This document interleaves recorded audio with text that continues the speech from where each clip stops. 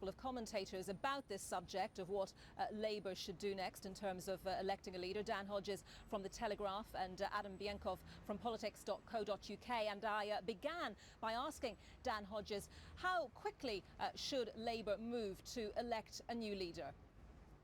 Well, the exact timing's obviously up to the party. I mean, my own personal view is there's absolutely no rush. I mean, we haven't got another election for another 5 years now, and the most important thing for the Labour Party is not that they come to a swift decision on who their new leader is, but that they come to the right decision about who their new leader is. There is also, my understanding, a sort of a slight technical difficulty in that the unions are very concerned that if there were to be a short leadership contest, many of their members would not be in a position to vote, because under the new rules their members have to be signed up directly to the Labour Party to be eligible to vote, and that transfer has not been taken place. So for a number of reasons I think it would probably be best to go for a slightly longer contest than a shorter contest. And Adam, a lot to weigh up for any candidates going for the Labour leadership, a very changed political landscape, not least the SNP position at Westminster, the SNP now talking about itself almost as the official opposition. Yes, I think whoever takes over as Labour leader is going to have a huge battle on their hands in 5 years' time.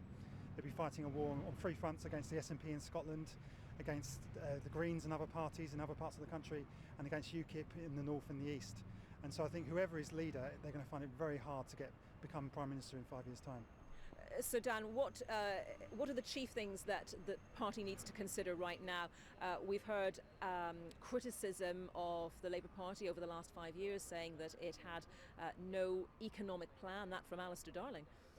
Yes, I mean, obviously the economy was a massive weakness for the Labour Party, but I think the big strategic thing that the Labour Party has to look at, I mean, the Labour Party spent 5 years pursuing what was called the 35% strategy. It tried to win power by appealing to this very, very narrow section of the electorate, and obviously it failed it's failed spectacularly to do that. I think whoever the next Labour leader is has to be somebody who can appeal to the country as a whole. You can't simply balkanise Britain, you can't break it up into convenient segments and then pick a leader that would appeal to a particular segment. You have to have somebody who can appeal across the range. I mean, Adam's absolutely right. I mean, you look at the problems in Scotland, you look at the problems in the north of England, you look at the problems in the south. Labour has to have somebody who can appeal across the range, not to just one particular block of support. And specifically in Scotland, Adam, how do you think the next Labour leader, whoever that might be, is going to deal with the Scottish issue?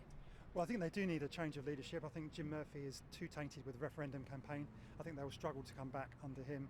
However, I think whoever they choose as their next leader in Scotland is going to have huge difficulties. I think it could possibly take a generation for them to win back any kind of significant support north of the border. And Adam, who do you think is going to be the key contender or contenders?